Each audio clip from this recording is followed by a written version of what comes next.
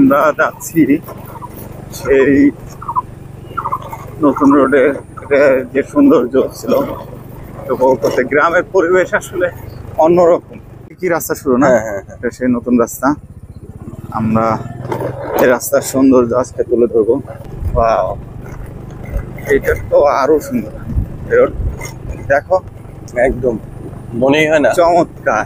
যেটা এইটাই মনে হয় মেন লোকেশন, তাই না? বাংলাদেশের প্রত্যন্ত অঞ্চলের কোন একটা রাস্তা।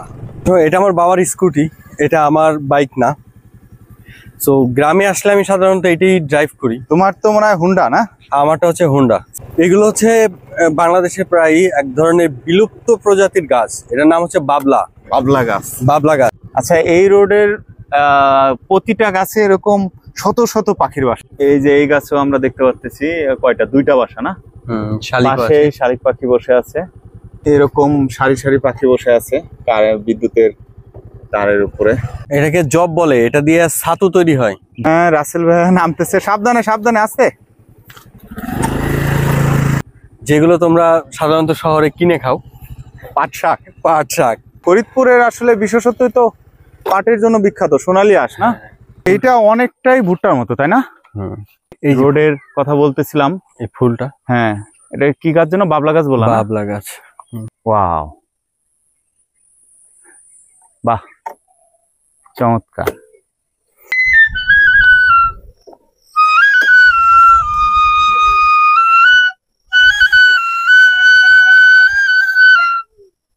বাইক রাইড আসলে অনেক মজা, বিশেষ করে সেটা যদি হয় গ্রামীণ পরিবেশে। কখনো কখনো তো এমনও হয় আমাদের উদ্দেশ্যবিহীন কোনো কাজকর্ম না থাকলেও আসলে দেখা যায় যে ঘন্টাখানিক বা আধা ঘন্টা কোথাও ঘুরে আসি।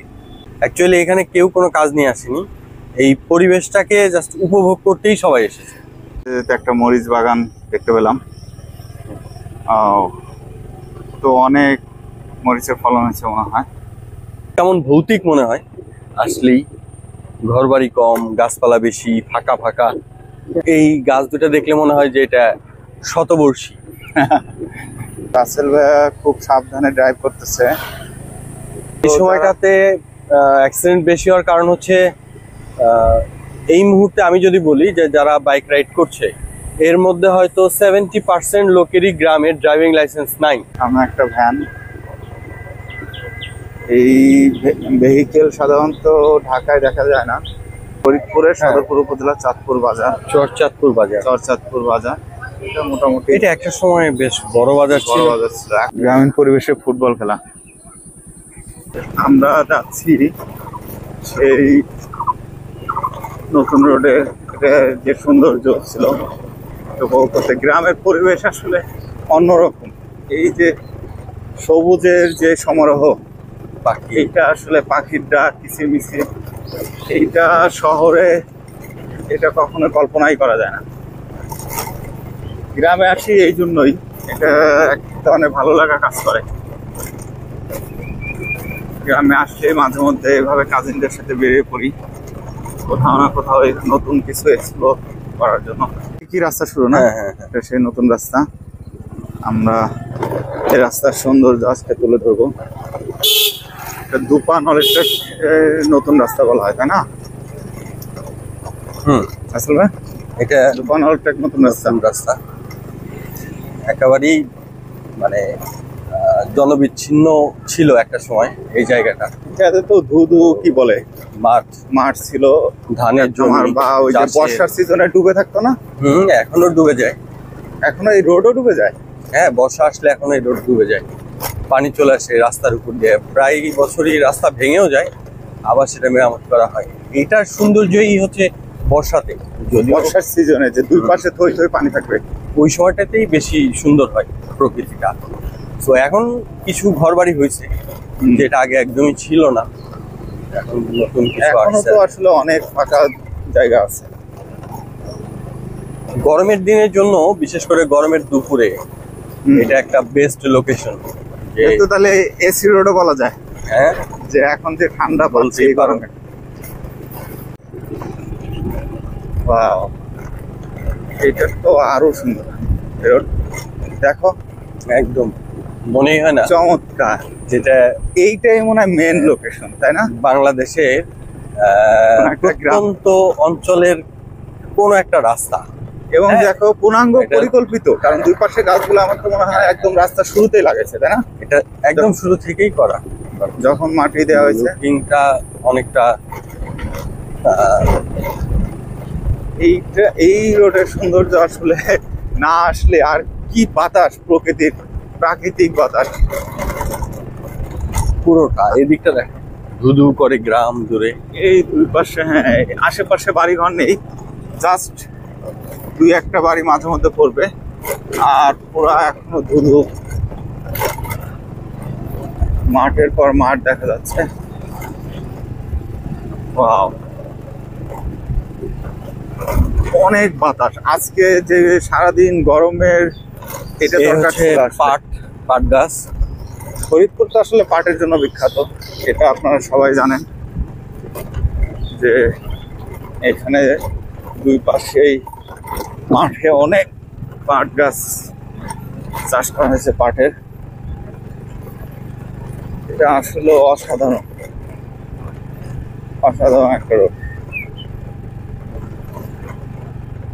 গত বছর রাস্তাটা এখান থেকেই ভেঙে গেছিল বর্ষার পানিতে, না? হ্যাঁ, এইখান থেকেই বর্ষার পানি এই পাশ থেকে ওই পাশে চলে গেছিল রাস্তা ভেঙে, প্রবল স্রোত ছিল। এই দিক থেকে তো এখনো বর্ষা হয়। এটা আসলে উঁচু এলাকায় আমরা যেটা ফিল করি না, এখন বর্ষা এই কত 98 সালের পরে আর পানি দেখি না। কিন্তু এইখানে প্রতি বছরই বর্ষার পানি চলে আসে, এখানে সেটা ভূমি দেখে যতটুকুই হোক কিছু না কিছু আসবেই প্রতি বছর। যদিও এবছর বর্ষাটা অনেক দেরিতেই আসতেছে, গত বছর এই সময়তেই এখানে পানি ছিল, কিন্তু এই বছর এখনো বর্ষার কোনো দেখাই নাই। হোপফুলি চলে আসবে হয়তো। রাস্তা কন্ডিশন খুব ভালো না, বাট এই রাস্তার যে দুই পাশে গাছ বা মনোরম পরিবেশ, ঠান্ডা, এই জন্যই আসা। এটার সৌন্দর্যটাই আসলে মেন। এটার রাস্তার কন্ডিশনের জন্য আসা না, আমাদের ওদিকে তো এর চেয়েও অনেক ভালো রাস্তা আছে। এটা আসলে সৌন্দর্যটা উপভোগ করার জন্য আসা।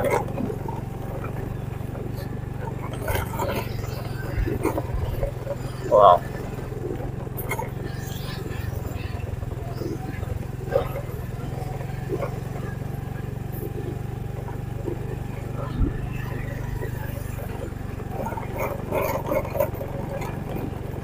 একটু সামনে গেলে এই সিনারিটা পিছনের দিকে যাবে, তখন এটা জমবে।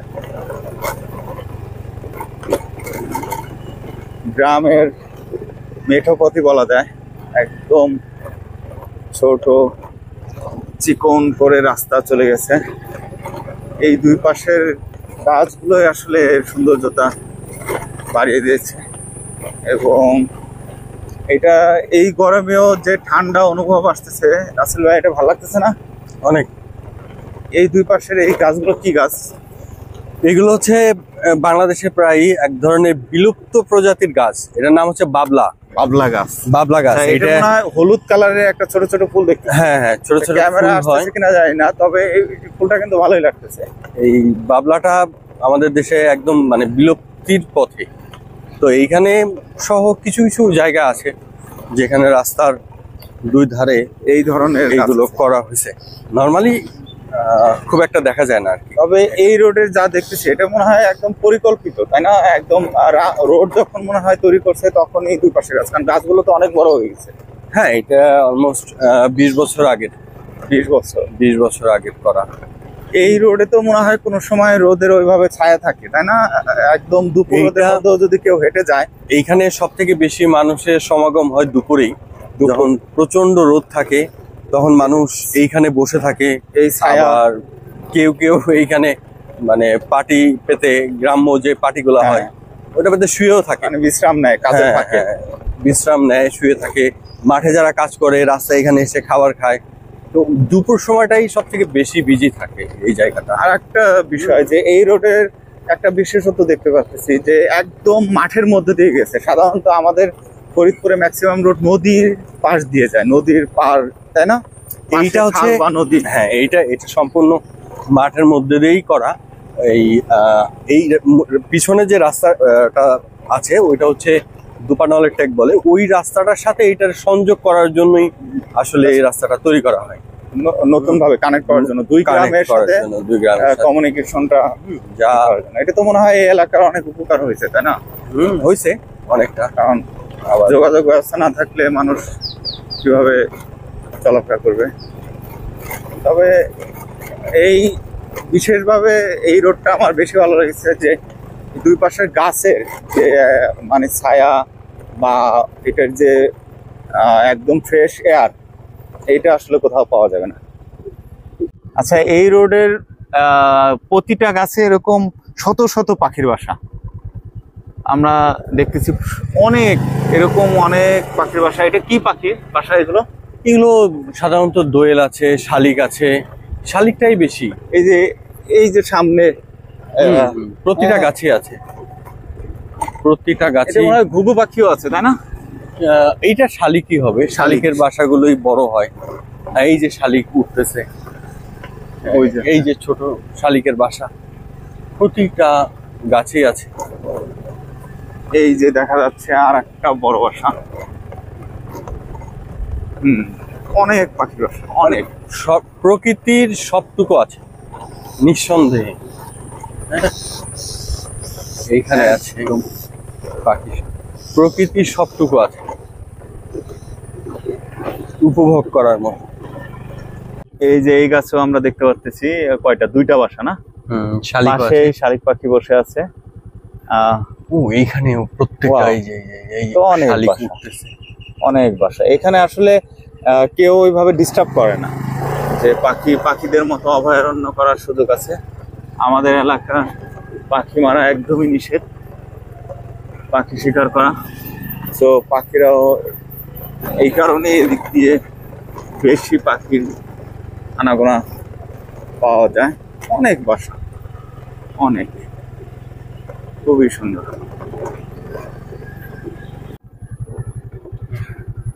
এরকম সারি সারি পাখি বসে আছে বিদ্যুতের তারের উপরে। পাখিরা তো বিদ্যুৎ সমস্যা না, তাই না? তো ওই যে কি যেন একটা বিষয় আছে, ডিম পারে। হ্যাঁ, এগুলো বাচ্চা পাখি। আমরা যেতে যেতেই হঠাৎ করে চোখে পড়লো যে এটা কি গাছ যেন রাসেল ভাই? এটাকে জব বলে, এটা দিয়ে ছাতু তৈরি হয়। জব, আচ্ছা। এটা অনেকটা কিন্তু ভুট্টা গাছের মতো, তাই না? হ্যাঁ, মানে দেখতে।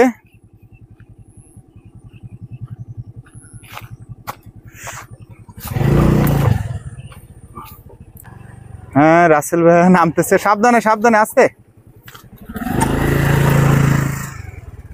আস্তে। এগুলো হচ্ছে পাট, যেগুলো তোমরা সাধারণত শহরে কিনে খাও। পাট শাক। এটা এখানে পাট শাক তো অনেকের কাছে অনেক পছন্দ, অনেক এরিয়া নিয়ে। ফরিদপুরের আসলে বিশেষত্ব তো পাটের জন্য বিখ্যাত, সোনালী আঁশ না? পুরো মাঠ পাট। আমরা জবের এটা একটু দেখাই।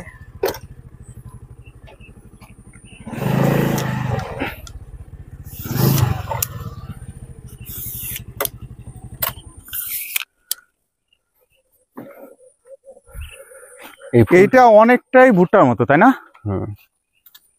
হলো এই জব দিয়ে কি করে? ছাতু তৈরি হয়। ছাতু। এর মধ্যেও পাখির বাসা আছে, দেখো শব্দ করতেছে এই ইসের মধ্যে।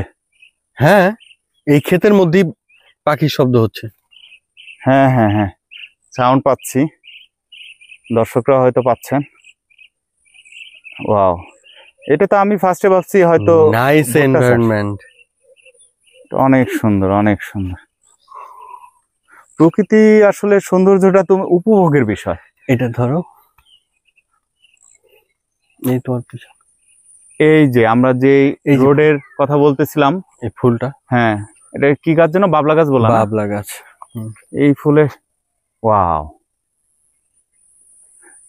বাহ, চমৎকার। মানুষও তো সাধারণত গোলাপ ফুল বা টবের মধ্যে ফুল এই আনন্দ খুঁজে পায়, কিন্তু প্রাকৃতিক ভাবেও যে অনেক ফুল আছে, এটাও কিন্তু অনেক সুন্দর লাগতেছে আমার কাছে, তাই না? নিঃসন্দেহে এর কালারটা, আর এটা তো এই গাছগুলো তো মনে হয় আগের চেয়ে অনেক কমে গেছে, তাই না? এটা এখন নাই বললেই চলে, একেবারে বিলুপ্তির পথে। এই গাছটা খুব একটা পাওয়া যায় না। হ্যাঁ, এটার নামও তো আমি ওইভাবে শুনি নাই, আর দেখা তো পাওয়া কঠিনই। অনেক সুন্দর।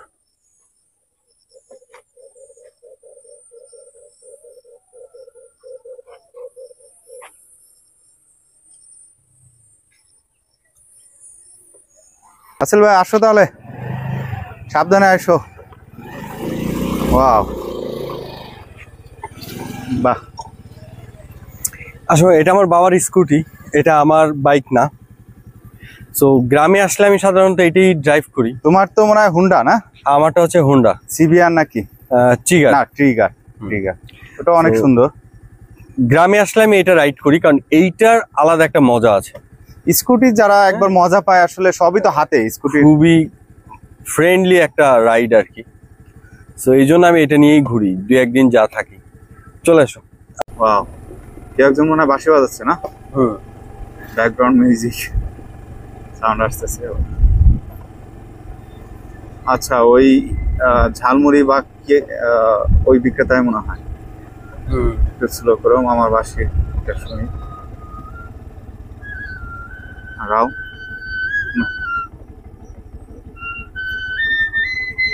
আমার দেখছো, বাহ, দারুণ বাঁশি।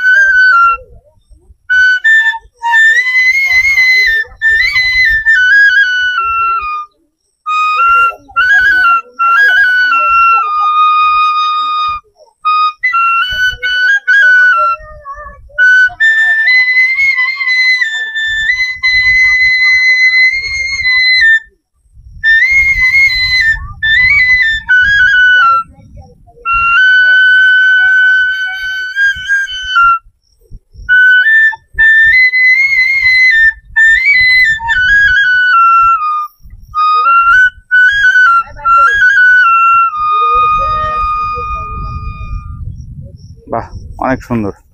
আসল ভাই ঝালমুড়ি খাবো নাকি? না, চলো তাহলে।